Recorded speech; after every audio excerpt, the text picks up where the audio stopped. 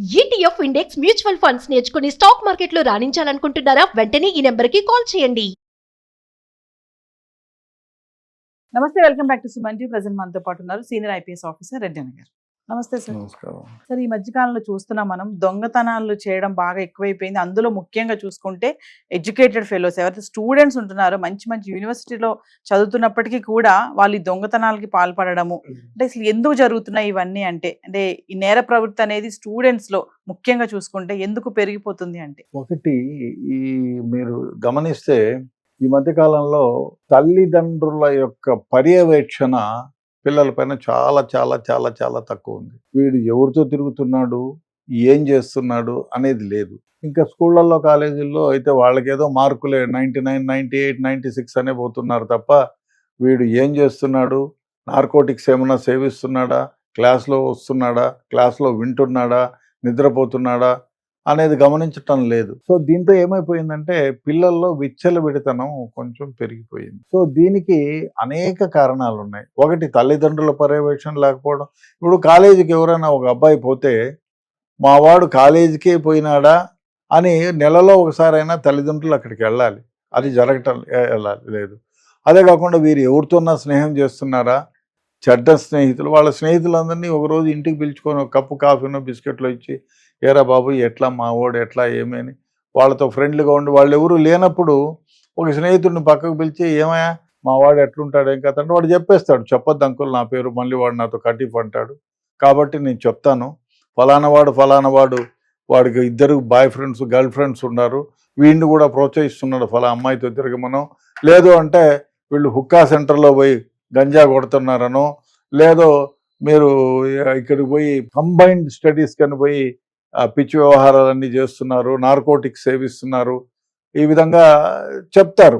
అది తల్లిదండ్రులకు అంత ఓపిక లేదు. అదే కాకుండా తల్లిదండ్రులు ముఖ్యంగా వీడు కాలేజీకి ఎన్ని గంటలకు పోయినాడు, ఎవరితో తిరిగినాడు, కాలేజీ ఎన్ని గంటలకు అయిపోయింది, స్కూల్ ఎన్ని గంటలకు అయిపోయింది, ఎన్ని గంటలకు వస్తున్నాడు అనేది గమనించడమే లేదు. వాడిని వస్తానే 1 గంట కూర్చోబెట్టి, ఏమైనా ఈరోజు ఏం క్లాసులు జరిగాయి, ఎవరు నీ ఫ్రెండ్, నువ్వు ఎవరు మోటార్ సైకిల్లో వచ్చినావు, వాడు ఏది వెనకలో కూర్చోబెట్టుకున్నావు, నువ్వు డ్రైవ్ చేస్తున్నావు, నీకు డ్రైవింగ్ లైసెన్స్ లేదు కదా, తప్పు కదా, ఇట్లా అడగచ్చు. అది ఎక్కడా జరగటంలే. తల్లి తండ్రి సంపాదన పైన పడి ఇద్దరు బయట సంపాదిస్తున్నారు, వాళ్ళ కోసం కష్టపడుతున్నారు. వాళ్ళేమనుకుంటారు, నా కొడుకు మంచి మోటార్ సైకిలు, నా కూతురికి మంచి కారు, మంచి కాలేజీలో సీటు, ఎయిర్ కండిషన్ బస్సు ఇవ్వాలని వాళ్ళ ఆకాంక్ష. అదేవిధంగా కష్టపడి సంపాదిస్తున్నారు, వాళ్ళ కోసమే కదా అని వీళ్ళని గురించి చెక్ చేయడంలా. ఎందుకంటే పిల్లలకి డబ్బులు ఇచ్చినా పోగొట్టుకుంటారు. క్యారెక్టరు ఇవ్వాలి, ఎథిక్స్ ఇవ్వాలి, మారల్స్ ఇవ్వాలి. అవి లేనప్పుడు మీరు ఎంత డబ్బు ఇచ్చినా వృధా ప్రయాసే. చాలా కేసుల్లో చూసాం. ఉన్నతమైన ఆఫీసర్ల పిల్లలే చెడు అలవాట్లకు లోనై తమ జీవితాలను నాశనం చేసుకున్నారు. కాబట్టి పిల్లలకి ఎట్టి పరిస్థితుల్లో కూడా మనము ఎథిక్స్ మారల్స్ ఇవ్వాలి. అవి లేనప్పుడు ఏమైపోతాయంటే ఇవి పిల్లలు ఎవరితో స్నేహం చేస్తారు, అరే ఏంరా ఇంట్లో డబ్బులు చూస్తాడు, తల్లి పాకెట్లోనో, తల్లి పర్సులోనో, పోపుల డబ్బాలోనో, లేకపోతే నాన్న ప్యాకెట్లోనో, జోబులోనో ఎక్కడో చూస్తే వానికి 5,000 1000 రూపాయలు ఉంటే వీడు కొట్టేస్తే తెలిసిపోతుంది. 200 300 అది ఇది కొట్టేస్తాడు. అదేమో సరిపోదు, వీడు గంజాయి కొట్టాలా, ఏం చేయాలా, దొంగతనం చేయాలా. లేదు, గర్ల్ ఫ్రెండ్స్ ఉంటారు, అందరూ ఈ మధ్యకాలంలో, ముందు కాలంలో అయితే లేరు, ఇప్పుడు 10th క్లాస్ ఇంటర్మీడియట్ నుంచే గర్ల్ ఫ్రెండ్స్ ఉంటారు. గర్ల్ ఫ్రెండ్స్కి బర్త్డే, వాడు ఆ పిల్లను ఫలానా పబ్బుకి తీసుకున్నా అంటే వీడు పబ్బుకి తీసుకుపోవాలా, ఆ అమ్మాయి బర్త్డేకి డ్రెస్ చేయాలా, ఎక్కడి నుంచి వస్తాయి? లేదు, వీళ్ళు ఏం చేస్తారు, ఫ్రెండ్స్ అందరూ కలిపి జల్సాలకు అలవాటు పడతారు. ఏం చేస్తారు, ఎక్కడి నుంచి వస్తాయి డబ్బులు? చిన్నగా చూస్తాడు, అరే అన్న ఏమైనా చేద్దామంటే, ఏమన్నా నాకు ఐడియా రాలా అని పేపర్ తిరుగుతానే, గోల్డ్ ఏం రేట్ పెరిగిందిరా, ఇప్పుడు 2 లక్షలు ఒక చైన్ లాగితే మన 6 నెలలు గడిచిపోతుందన్న మనకి అని అంటారు. సో ఆ విధంగా దొంగతనాలు, ముందు చైన్లు లాగేది వాళ్ళే. ఎస్పెషల్లీ పిల్లలు రైల్వే స్టేషన్లో పోయి నిలబడుకొని ఉంటారు బయట, ఆ ట్రైన్లో ఎవరో మాట్లాడుతూ పోతుంటే లాగేసుకుంటారు, ట్రైన్ చైన్ లాగి వచ్చే వరకు వెళ్ళిపోతుంది. సో అట్లా చేస్తున్నారు. హాస్టల్స్లో వీళ్ళు రూముల్లో పెట్టిన ఫోన్లు, ల్యాప్టాప్లు దొంగతనం చేస్తారు. దొంగతనం చేసి ఈ ఊర్లో అమ్మరు, వాళ్ళు తీసుకుపోయి బెంగళూరులోనో మెడ్రాస్లోనో అమ్మేసి వస్తున్నారు.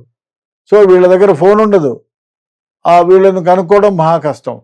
సో ఇప్పుడు అటువంటిది కొందరిని అరెస్ట్ చేసినారు యూనివర్సిటీలో.